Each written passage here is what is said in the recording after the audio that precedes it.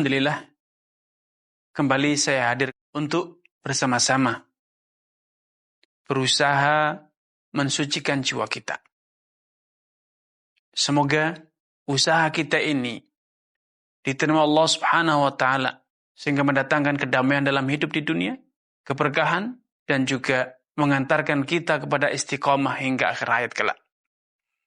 Salawat serta salam tidak luput untuk kita aturkan kepada junjungan kita, panutan kita, teladan kita, Nabi Muhammad SAW, keluarga dan juga seluruh sahabatnya yang telah membuktikan ketulusan niat, perjuangan, dan pengorbanan hingga akhirnya Allah Subhanahu wa taala ridha kepada mereka, menjamin surga untuk mereka sedari mereka masih hidup.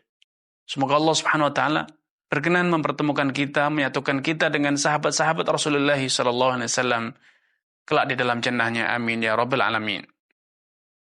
Kaum muslimin dan muslimat dimanapun Anda berada, berbicara tentang kesucian jiwa, maka banyak hal yang perlu kita benahi, banyak hal yang perlu kita luruskan. Karena tentu mengobati jiwa yang sakit, jiwa yang menderita, tidaklah sama dengan mengobati raga yang sakit ataupun menderita. Jiwa yang kotor, yang ternoda, tidak dibersihkan, tidak dibasuh dengan air.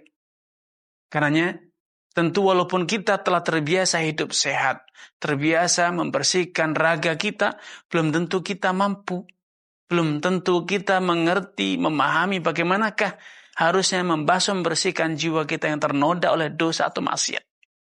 Apalagi bila dosa kita mengalami kondisi yang sangat kritis, terjerat dengan syahwat, terjerat dengan syubhat, pemikiran-pemikiran yang menyimpang.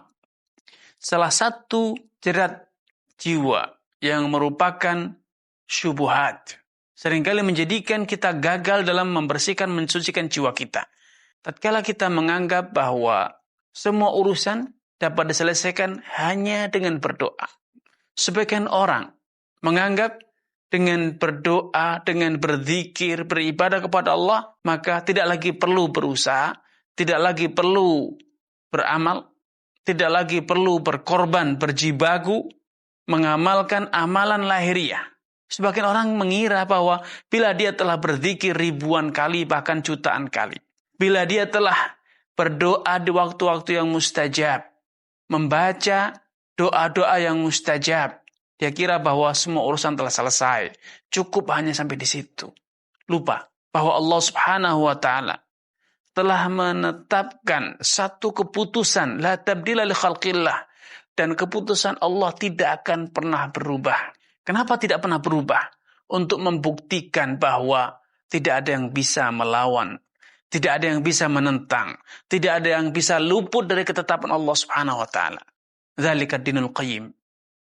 Itulah ajaran yang benar. Itulah ideologi, itulah agama yang betul-betul lurus.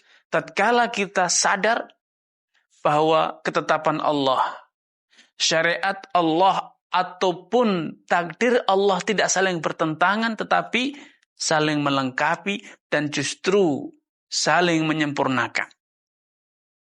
Islam mengajarkan Anda untuk berdoa dalam menyelesaikan problematika hidup Anda, termasuk penyakit-penyakit, noda-noda jiwa Anda. Dibersihkan dengan doa, dibersihkan dengan istighfar, dibersihkan dengan tawakal kepada Allah Subhanahu wa taala, berzikir kepada Allah.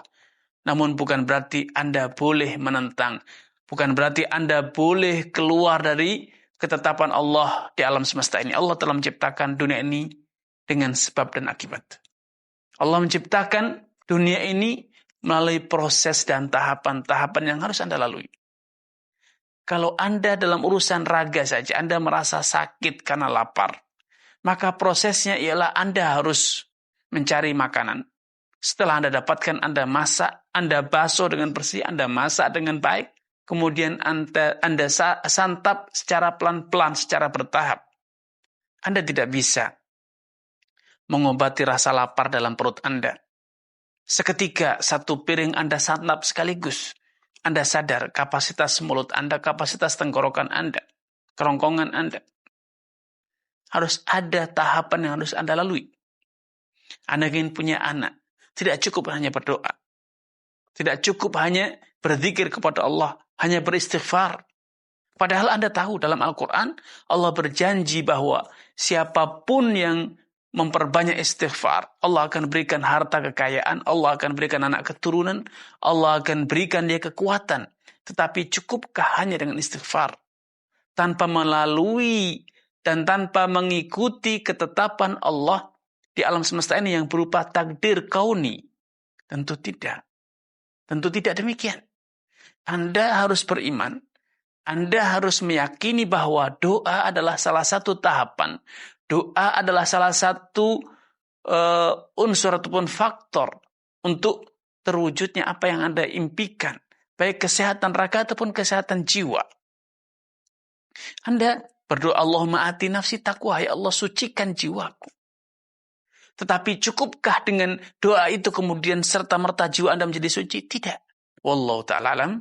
Wassalamualaikum warahmatullahi wabarakatuh.